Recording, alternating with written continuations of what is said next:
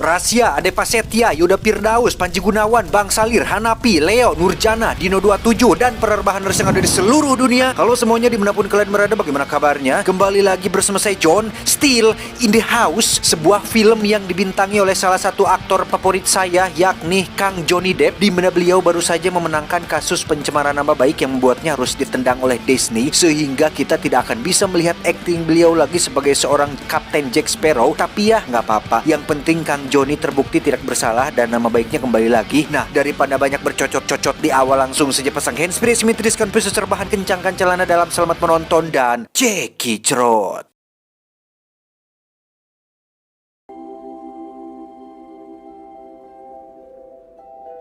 Cerita diawali dengan memperlihatkan seorang ilmuwan yang tinggal sendirian di sebuah kastil besar. Isinya dipenuhi dengan penemuan-penemuan mutakhir ciptaan beliau, yang salah satunya adalah mesin pembuat kue otomatis yang bisa membuat kue kering tanpa bantuan karyawan pabrik kongguan.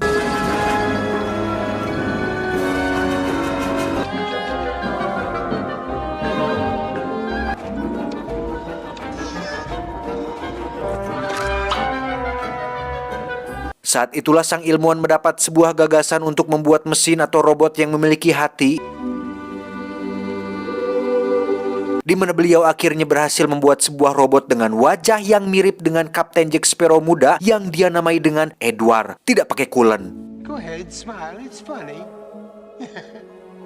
Karena proses pembuatannya belum selesai dan bahan yang dibutuhkan cukup sulit untuk didapatkan, Edward sementara hanya bisa memiliki dua tangan dengan jari-jari yang terbuat dari gunting tajam. Hingga saat waktunya tiba, si abah ilmuwan pun berhasil membuatkan Edward dua tangan indah yang menyerupai manusia. Namun si abah tiba-tiba terkena serangan jantung yang membuatnya tewas sebelum bisa mengganti kedua tangan si Edward.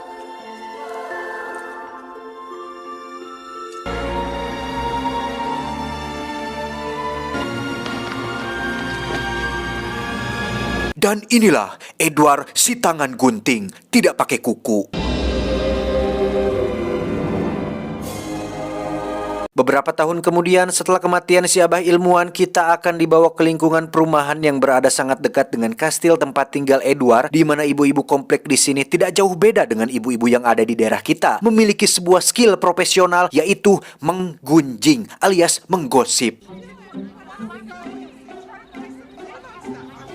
Dan mari saya perkenalkan dengan satu ibu yang berbeda dengan kebanyakan ibu komplek di sini. Dia bernama Peg, seorang sales kosmetik yang memang ditugaskan di daerah sini sekaligus tinggal di komplek ini juga. Satu persatu rumah dia datangi untuk menawarkan produknya, tetapi ibu-ibu alias para tetangganya sendiri pun justru nampak ketus, judes, dan kurang respek dengan Peg yang tidak pernah ikut berkumpul dan bergosip bersama mereka.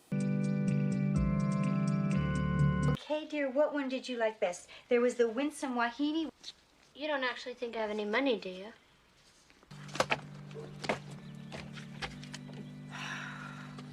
Saat itulah Peg melihat sebuah kastil yang sama sekali belum pernah dikunjunginya. Fakta bahwa produknya belum laku satupun akhirnya membuat Peg nekat masuk ke sana, yang sekilas jika melihat kondisi halamannya saja itu sudah jadi bukti bahwa kastil ini tidak terurus alias tidak berpenghuni atau bisa dikatakan angker. Namun Peg memilih untuk mencobanya daripada tidak sama sekali.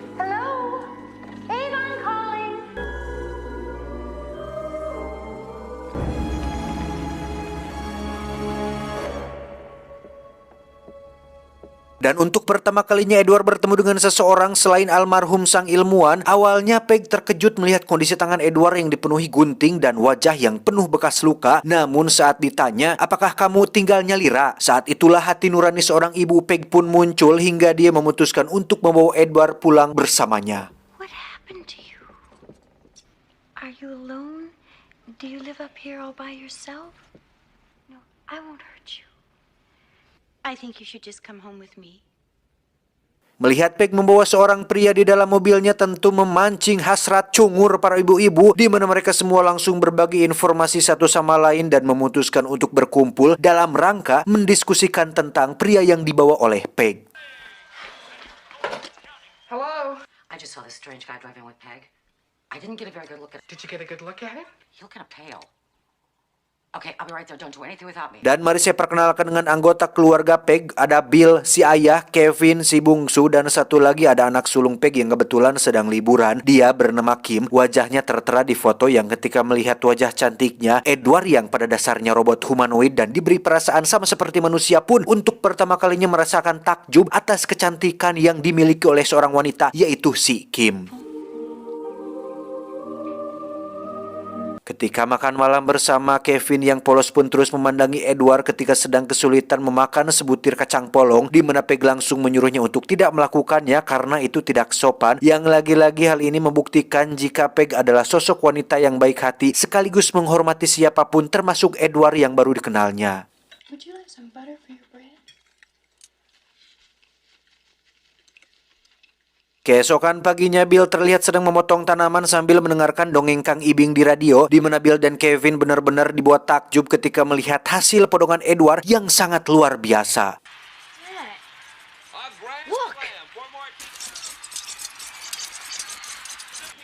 I'll be darned. Alhasil, Bill pun bisa bersantai sambil menikmati Edward yang sedang memotong tanaman, di mana hal itu memancing para ibu-ibu untuk datang ke rumahnya, memaksanya untuk mengadakan pesta barbeque yang padahal niat mereka hanya ingin bertemu langsung dengan sosok si Edward. Hi, Joyce. Hi. Shame on you keeping your unusual guest. What time does the barbecue begin? Barbecue? Why, isn't that exciting?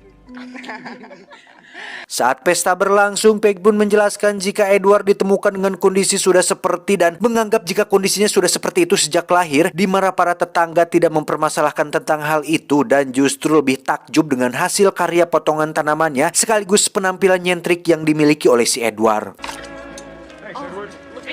Play scissor, paper, stones with us. Dan mari saya perkenalkan dengan satu ibu komplek yang cukup berpengaruh di antara yang lain karena bisa dibilang dia adalah ketua ibu-ibu gosip di komplek ini. Beliau bernama Ibu Joyce, seorang janda yang nampaknya cukup tertarik dengan Edward dan menganggap jika dia adalah sosok yang misterius dan memiliki banyak kejutan. Hey, grab your plates. Soup served. Oh, completely different. No kidding. Singkat cerita, malam pun poek. Kim, anak sulung Peg, pun pulang tanpa memberi kabar terlebih dahulu, di mana di situ juga ada pacarnya yang bernama Sam. Kita panggil saja Samsul. Ini bebenguknya. Setelah pamit, Kim pun diam-diam masuk ke dalam rumah karena tidak ingin orang tuanya tahu jika dia pulang selarut ini. Saat itulah terjadi sedikit kesalahpahaman ketika Kim sangat dibuat terkejut saat melihat Edward tidur di atas ranjangnya.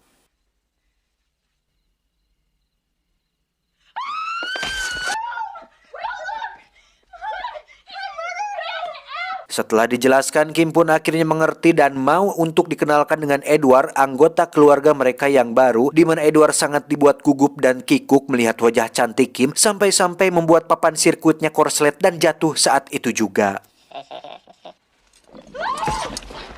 Berita tentang kemunculan Edward pun langsung viral tidak hanya di lingkungan komplek tapi juga di seluruh kota kecil tersebut. Bahkan Edward diundang ke sekolah dasar dan berhasil menghibur anak-anak dengan keahlian yang dimilikinya.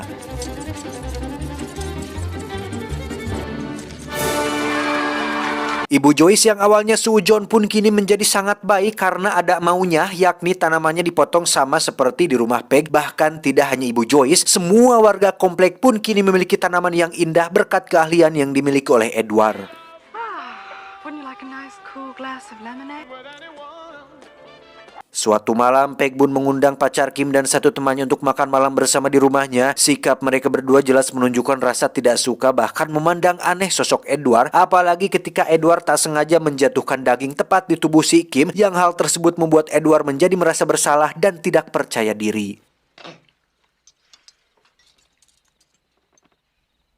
Kepopuleran Edward pun semakin meningkat ketika dia berinisiatif untuk memotong bulu anjing milik salah satu tetangga, di mana ibu-ibu komplek pun kini mengantri giliran untuk dipotong bulu anjing milik mereka. Bahkan dengan kedua tangan guntingnya, Edward kini menjadi seorang barberman dadakan yang menghasilkan potongan rambut gaya nyentrik para ibu-ibu di komplek tersebut.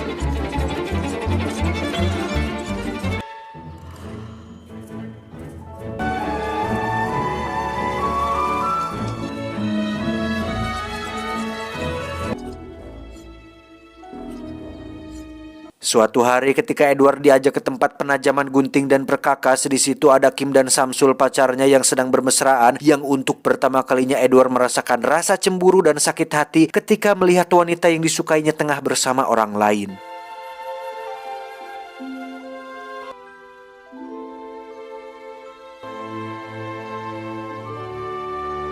Berkat karya imajinatifnya, Edward dan Peg pun diundang ke salah satu acara TV, di mana saat penonton dan hostnya bertanya apakah Edward punya pacar atau wanita spesial dalam hidupnya. Saat itulah Edward menatap ke arah kamera yang membuat Kim menjadi malu sendiri, pertanda bahwa dia GR dan merasa dirinya lah wanita spesial itu. Tapi tiba-tiba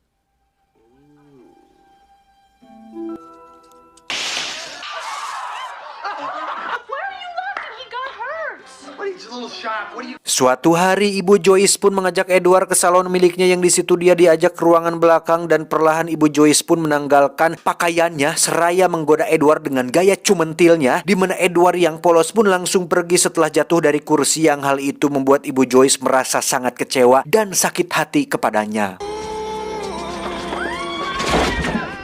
Edward, you come back here. You can't do that. Keesokannya Peg pun mengajak Edward ke bank meminta uang untuk memulai usahanya sendiri, namun karena Edward tidak memiliki kartu identitas, jaminan sosial, BPJS, kartu BLT, dan data-data yang diperlukan, sehingga membuatnya tidak bisa mendapatkan sepeser pun dari bank manapun di kota ini. But don't the testimonial... No social security number, you may as well not even exist. I can't believe it. Really, it's just an outrage. But don't you worry. Sementara itu kita akan melihat Kim dan Samsul yang tengah berbincang mengenai rencana mereka untuk mencuri uang milik ayah Samsul yang pelit itu demi membeli sebuah mobil agar mereka berdua bisa jalan-jalan menggunakan mobil seperti pasangan lainnya, di mana Samsul yang licik dan tidak ingin mengotori tangannya sendiri pun memaksa Kim untuk memujuk Edward supaya mau melakukan pencurian itu demi mereka berdua. So you don't want us to have our own van like Denny's when we can be by ourselves whenever we like? It's not true. Oh no? Why don't you ask him? That's not fair. Don't you want us to have our own van? Yeah. Karena Kim yang meminta, Edward pun bersedia untuk melakukan pencurian itu bersama mereka semua. Dengan tangan guntingnya, Edward pun bisa dengan mudah membobol kamar pribadi ayahnya Samsul, yang ketika sistem keamanannya aktif, Edward pun harus terjebak di sana, sementara Samsul dan kawan-kawan langsung pergi meninggalkannya. Come on.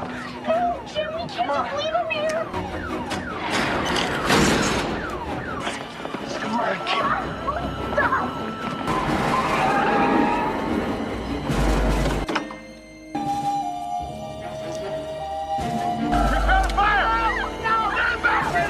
Peg dan Bill pun mendatangi kantor polisi untuk memeriksa kondisi Edward, di mana mereka berdua mengira jika Edward melakukan semua ini untuk mendapatkan uang demi memulai usahanya karena tidak mendapatkan pinjaman dari bank, yang padahal seperti kita tahu Edward melakukan ini tidak lebih hanya menuruti permintaan putri kesayangan mereka, yakni si Kim. Oh, I blithely say, oh, we'll get money for the salon somehow, but I never meant... Berkat seorang dokter ahli, Edward pun mendapatkan keringanan dan tidak perlu dipenjara dengan alasan jika Edward tidak bisa membedakan mana yang benar dan mana yang salah akibat terisolasi selama bertahun-tahun lamanya. You'd be all right out there. The years spent in isolation have not equipped him with the tools. Tiba di rumah, Kim pun langsung menemui Edward dan meminta maaf atas semua yang telah terjadi, di mana Kim sangat dibuat terkejut saat mendengar jika Edward sudah mengetahui bahwa itu rumahnya si Samsul, namun tetap melakukannya hanya karena Kim yang telah memintanya. I knew it was Jim's house. Then why'd you do it? Because you asked me to. Thank you for not telling them that. Saat itulah muncul Samsul dengan gaya pedenya, nampak ingin memeluk si Kim, sehingga membuat Edward kembali merasa cemburu hingga merusak tirai dan dinding rumahnya secara spontan. Padahal Kim tidak jadi memeluknya dan justru mengungkapkan kekecewaannya kepada Samsul, yang alhasil pertengkaran pun terjadi di antara mereka berdua. I don't get why you give such a shit anyway. Para ibu-ibu yang sebelumnya memuja Edward pun kini menjadi takut apabila insiden tersebut terjadi pada rumah mereka, ditambah dengan pernyataan Ibu Joyce yang memfitnah Edward telah melakukan hal senonoh padanya, yang padahal kita tahu itu adalah sebaliknya. Those poor things. After what happened to me. He practically raped Joyce, you know, threatening her with those... Singkat cerita, hari Natal pun tiba. Ketika yang lain sibuk menata pernak-pernik, Edward sendiri kembali membuat sebuah karya menakjubkan dari balok es, di mana Kim sangat dibuat terkesima saat purulukan es tersebut berjatuhan seperti salju yang turun di musim salju.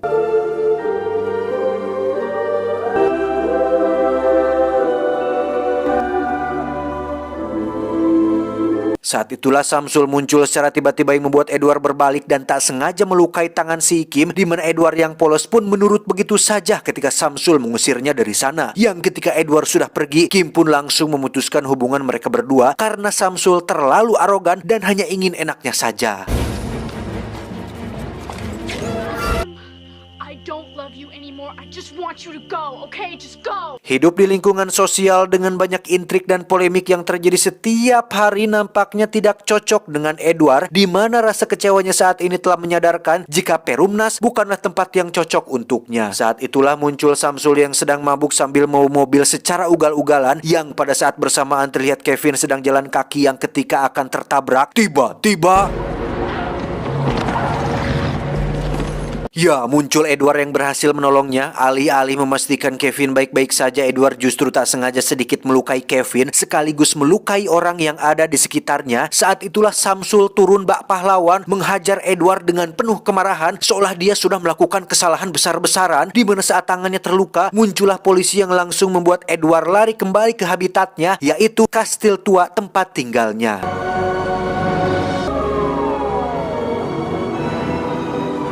Peg pun berusaha menjelaskan jika Kevin hanya lecet sedikit saja, tetapi ibu-ibu yang sudah kompak akan kezaliman pun ini berbondong-bondong mengejar Edward sampai ke gerbang masuk menuju kastil tua tersebut.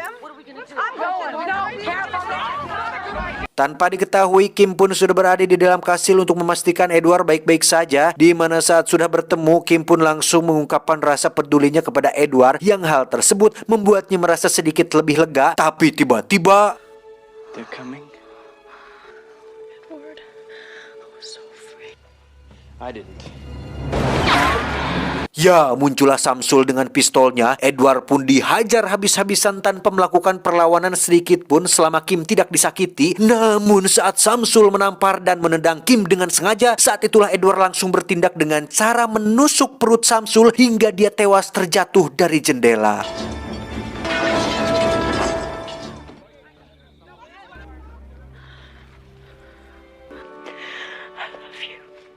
Tak ingin Edward terus menderita, Kim pun mengatakan ke semua orang jika Edward dan Samsul sudah saling bunuh satu sama lain, dan jika mereka tidak percaya, sok mangga kalebet nyalira. Bisa lihat sendiri ke dalam, namun karena tidak ada orang yang berani dan memang pada dasarnya para ibu-ibu ini tidak peduli lah, hanya peduli pada diskusi dan gosip, mereka pun pulang begitu saja tanpa melakukan apa-apa.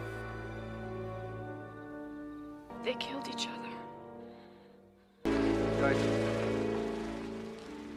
Berpuluh-puluh tahun kemudian, Kim kini sudah tua dan menceritakan kisah barusan kepada cucunya. Ketika ditanya kenapa Kim tidak menemuinya lagi, Kim pun menjawab, aku lebih suka dia mengingatku seperti aku yang dulu. Could have gone up there. You still could go. Rather him remember me the way I was. Edward sendiri tak banyak berubah sejak kejadian waktu itu, namun kini dia sudah lebih dewasa berkat pengalaman dan pembelajaran yang dia dapatkan ketika hidup di lingkungan sosial, yakni dunia terlalu kejam untuk orang seperti diriku, berusaha menolong tapi dianggap pembohong. Terakhir, Edward pun menyerut balok es raksasa menggunakan tangan guntingnya. Entah dari mana dia mendapatkan balok es sebesar itu, mungkin punya kulkas atau pesan lewat all shop, entahlah, hanya Samsul yang tahu. How do you know he's still alive? There now. I don't think it would be snowing.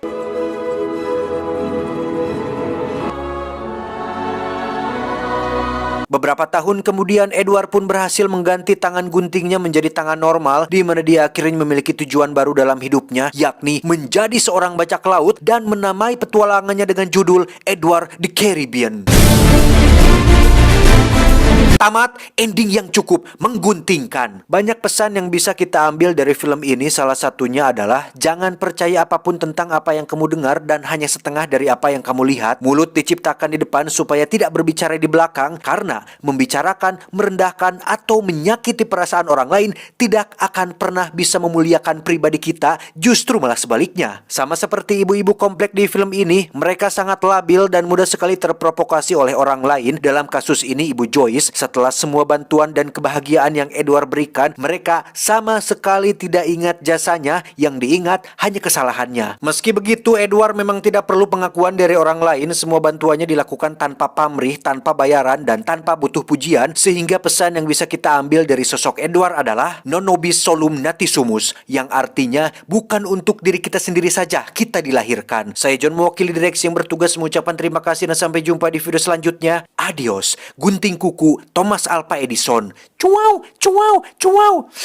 Aduh, asam mulut, mana rokok habis lagi. Ini mah serius ya, beneran rokok saya habis, Aduh, cuman ada koreknya saja.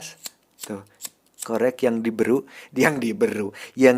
dari warung Teh Yuli. Cuau, cuau. Sudah, saya mau ngopi dulu di warung Teh Yul.